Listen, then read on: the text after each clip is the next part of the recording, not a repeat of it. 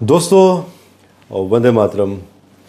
जैसे कि हर वर्ष मैं आप लोगों को मॉनसून स्टार्ट होने से पहले हमेशा एक वीडियो देता हूं, तो इस वर्ष के विश्लेषण मॉनसून के आप स्क्रीन पर कुंडली देख ही रहे होंगे कि जब सूर्य देव जी आर्द्रा नक्षत्र में प्रवेश करते हैं, आर्द्रा मीन राहु का नक्षत्र, तो उस समय मॉनसून के बारे में विचार किया जाता है कि मॉनसून का क्या रुख रहेगा पूरे देश और दुनिया के लिए, और इसके साथ साथ किन देशों में, प्रदेशों में, डिस्ट्रिक्ट्स में बारिशों का रुख क्या होगा।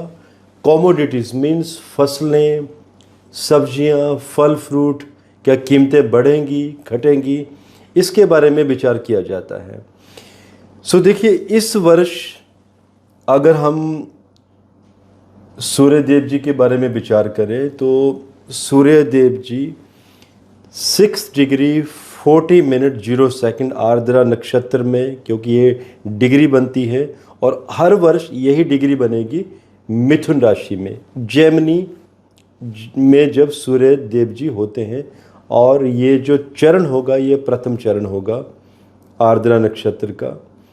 इस समय सबसे पहला हमारा कार्य होता है कि जब सूर्य देव जी जब आर्द्रा नक्षत्र में प्रवेश करते हैं तो उस समय लगन कौन सा राइज होता है, चंद्रमा की स्थिति क्या होती है, और बाकी जो वाटरी एलिमेंट्स, वाटरी प्लैनेट्स, और साथ में जो बड़े प्लैनेट्स देवगुरु बृहस्पति, शनि देव जी का रुख कहाँ होता है। जब ये सब के सब प्लैनेटरी कॉम्बिनेशन सामने आते हैं तो आप इनसे डीकोड कर सकते हैं कि उस वर्ष क्या होने वाला है। अब देखिए, जो ज्योतिष के स्टूडेंट हैं उन्हें तो ये कुंडली देखकर मालूम चल गया होगा कि मीन लगन निकल कर आता है। मीन मीन्स मछली, जल, और सबसे बड़ी राशि है जल की, मतलब जलमय हो जाना, जल के बड़े बड़े सैलाब।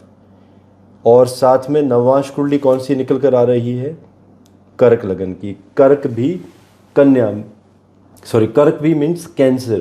कैंसर मीन्स जल की राशि, चंद्रमा की अपनी राशि, क्योंकि चंद्रमा को जल का द्योतक भी माना जाता है। तो देखिए, मीन लगन और कर्क लगन दोनों मन मीन्स वाटरी एलिमेंट्स, वाटरी लगन्स का एक्टिवेट होना कि इस वर्ष में बारिशें बहुत अच्छी होंगी। और भी कॉम्बिनेशन हैं, जैसे कि सूर्य देवगुरु बृहस्पति के आगे चल रहे हैं एक राशि, मीन्स देवगुरु बृहस्पति एक राशि पीछे हैं। तो इसका ये तात्पर्य है कि रेनफॉल मीन्स बारिशें बेहतरीन होंगी, अच्छे मॉनसून होंगे। एंड अगर हम बुध और शुक्र के लैटिट्यूड की भी बात करें तो सूर्य से ज़्यादा बनता है, एक ही राशि में बेशक बैठे हुए हैं। इसका भी मतलब है कि बारिशें बेहतरीन होंगी, मॉनसून बहुत अच्छा जाएगा। तो इसका मतलब ये भी है कि फसलें बहुत अच्छी होंगी, क्योंकि फसलें, कॉमोडिटीज़ का विचार तो आपको बारिशों से ही तो करना पड़ेगा, सब्जियां, फल फ्रूट, क्योंकि ऐसे भी कुछ फ्रूट्स होते हैं जिनका प्रोडक्शन इसी समय होता है और उसे बाद में कोल्ड स्टोरेज में भेज दिया जाता है और समय समय पर आप लोगों को वो मिलते रहते हैं। लेकिन हमें ये भी तो देखना होगा कि चंद्रमा कहाँ चले गए हैं।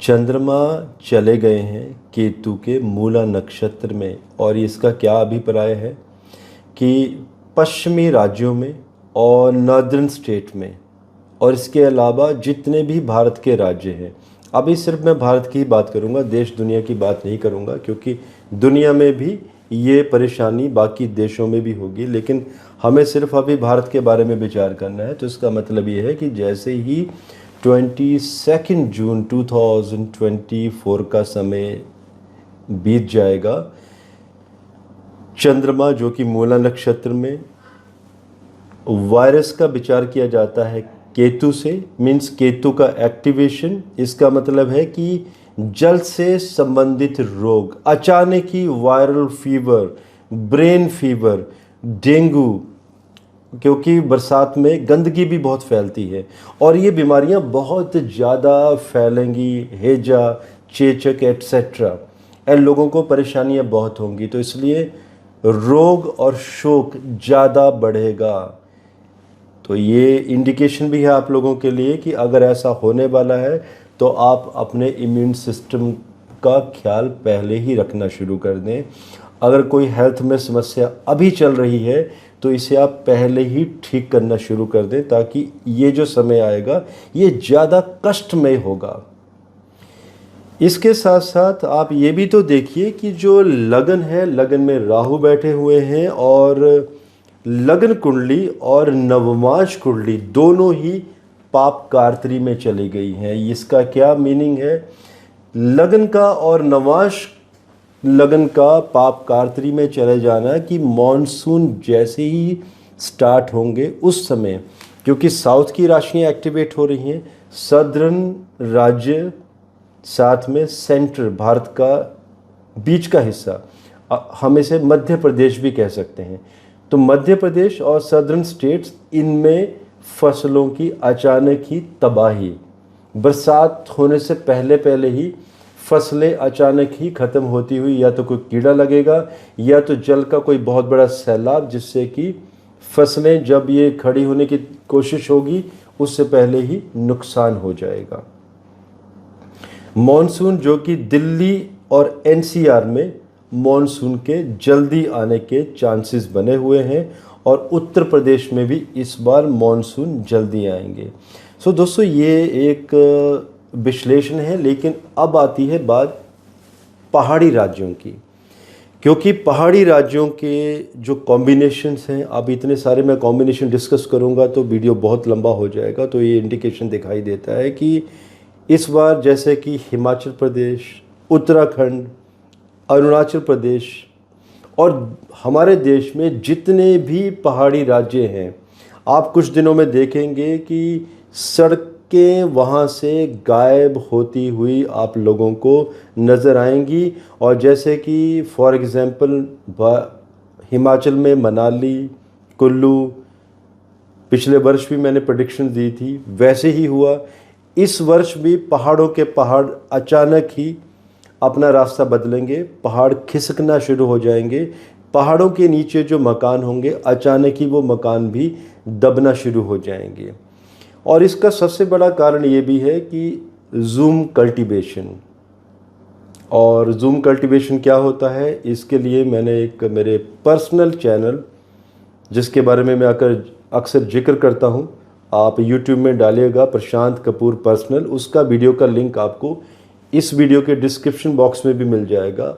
उसमें मैंने ज़ूम कल्टीवेशन के ऊपर मैंने एक खतरा बताया है लोगों के लिए भी, और एक मैसेज भी दिया है मैंने हिमाचल प्रदेश गवर्नमेंट को कि ऐसा नहीं होना चाहिए, अदरवाइज़ पहाड़ बचेंगे नहीं।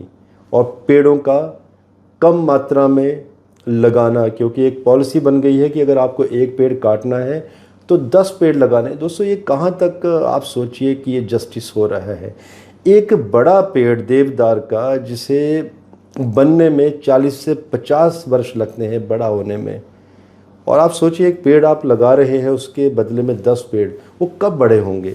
तो देखिए, इन चीज़ों में सरकारों को भी, जनता को भी, सबको सक्रिय होना पड़ेगा। लेकिन इस वर्ष पहाड़ों में बहुत बड़े तबाही के संकेत हैं, झीलों के, बांधों के भी टूटने के योग हैं, और सड़कें अचानक इस तरह से गायब हो जाएंगी कि जैसे कि पहाड़ी क्षेत्रों में जो ऐसी खूबसूरत सिटीज़ जिन्हें टूरिज़्म का एक केंद्र भी माना जाता है, उनसे बरसात के बाद 2 से 3 माह तक उनका कनेक्शन कट हो जाएगा, जैसे मनाली, कुल्लू, लाहौल स्पीति और ऋषिकेश से ऊपर के भाग, उत्तराखंड के कुछ हिस्से, हमारे 4 धाम, तो यहाँ पर बहुत बड़े पैमाने पर परेशानियाँ दिखाई दे रही हैं।